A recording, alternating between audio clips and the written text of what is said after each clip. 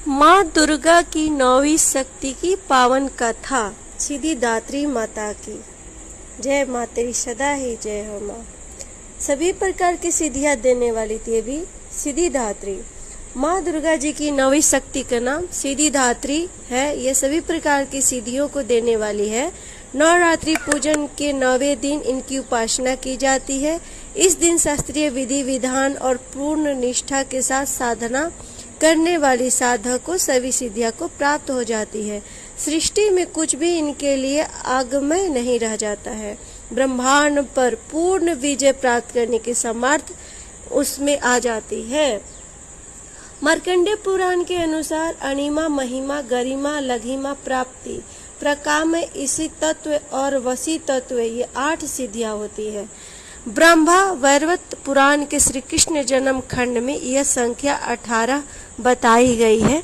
इनके नाम इस प्रकार है: अनिमा, लघिमा, प्राप्ति, प्रकामय, महिमा, इस तत्व, वसी तत्व, सर्व कामा वसायिता, सर्व ज्ञात्वा, दुर्सर्ण, परकाय प्रवेशन, वक सिद्धि, कल्प वृक्ष तत्व, सृष्टि, संहार, कारण समर्थ, अमर तत्व, सर्व न्याय का तत्व, भावना, सिद्धि। ये माँ सिद्धियाँ भक्तों और साधकों को ये सभी सिद्धियाँ प्रदान करने में समर्थ है। इन्हीं अनुपमा से ही भगवान शिव का आधा शरीर देवी का हुआ था।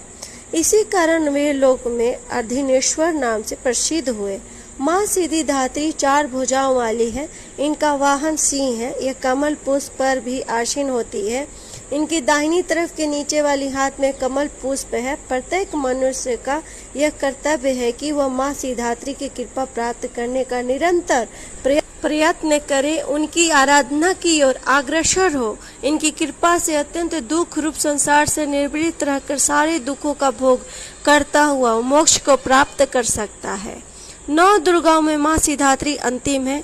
अन्य 8 भुजाओं की पूजा उपासना शास्त्रीय विधि विधान के अनुसार करते हुए भक्त दुर्गा पूजा के 9वें दिन इनकी उपासना में प्रवृत्त होते हैं। इन सिद्धिदात्री माँ की उपासना पूर्ण कर लेने के बाद भक्तों और साधकों को अलौकिक परलौकिक सभी प्रकार की कामनाओं की पूर्ति हो जाती है।